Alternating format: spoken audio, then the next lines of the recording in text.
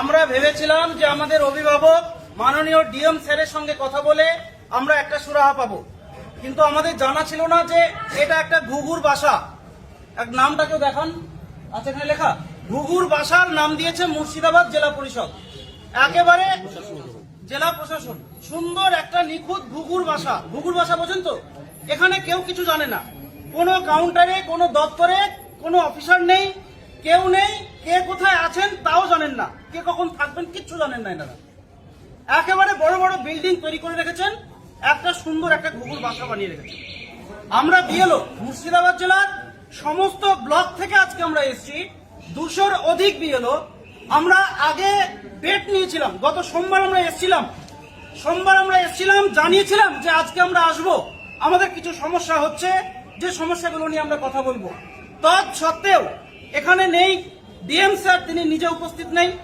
DM স্যারের যারা আছেন হ্যান্ড, তারা জানালেন অমুক জায়গায় যেতে, অমুক জায়গায় গিয়ে দেখেন তমুক নেই। তিনি আবার বললেন অন্য জায়গায় যেতে, সেখানে গিয়ে দেখি আরেকজন নেই। কোনো কাউন্টারে কেউ কোথাও নেই। কিভাবে প্রশাসন চলছে, কিভাবে জেলা পরিষদ কিভাবে এই দপ্তর চলছে আমরা জানি না, জেলা পরিষদ কিভাবে চলছে আমরা জানি না। আমরা সবাই শিক্ষক, সবাই নির্বাচন কমিশনের অংশ, আমরা হচ্ছি বুথ স্তরীয় আধিকারিক। আমরা এখানে এসে যদি একটা সুস্থ মতামত বিনিময়ে যদি একটা পরিবেশ না পাই, জেনে শুনে জেনে বুঝে, কেন এভাবে এটাকে লুকিয়ে নিচকে লুকিয়ে বেড়ানো, না কি কাজের ব্যস্ততা, কিসের এত ব্যস্ততা? রাজ্যে ভোট ঘোষণা হয়ে গেছে, অথচ এই ভোট যারা করবে বুথ লেভেলে গিয়ে, তাদের সঙ্গে কথা বলার আধিকারিকদের সময় নেই, কোনো আগ্রহ নেই, কোনো ইচ্ছা নেই।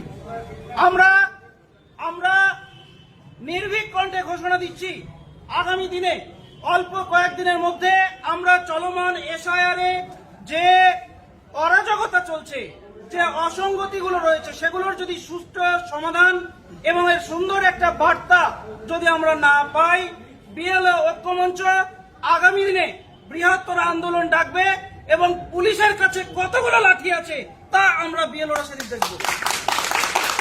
ধন্যবাদ। মুর্শিদাবাদ বিএলও ঐক্য জিন্দাবাদ।